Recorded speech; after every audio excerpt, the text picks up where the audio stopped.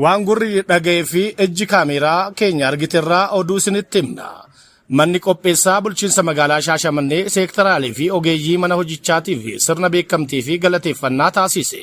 Manni qopheessaa magaalaa Shaashamannee qaamolee milkaa'ina raawwii hojii bara 2017 keessatti gahee olaanaa taphataniif badhaasaa fi beekamtii kenneera.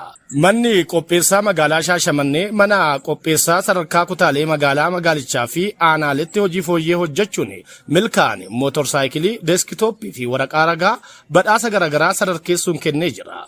Hojii gaggeessaan mana qopheessaa magaalaa Shaashamannee Injiinar Abdiisaa Gammachuu hojiilee fakkeenyummaa qabu sadarkaa magaalaa kutaa magaalaa hanga aanaatti bu'aa argame keessatti gaheen ogeeyyii mana hojichaa olaanaa waan ta'eef hojii itti aanuu fi hamilee akka horatan badhaasa ta'uu ibsuun karoora bara 2018 milkeessuuf miira dorgommiitiin hojjechuun bu'aa caalmaadhaaf of qopheessuu akka qaban dhaamaniiru.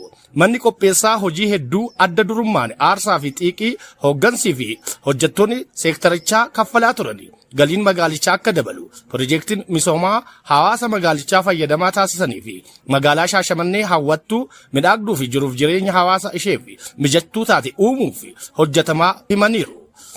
Hojjettoonni beekamtiin kenname hojii itti aanuuf kan kakkaasu waan ta'eef karoora bara 2018 dachaadhaan milkeessuu keessatti gahee qaban bahachuu akka qabanis dhaamaniiru. Oduu wajjin Amaan Abbaa Waltajjii ture.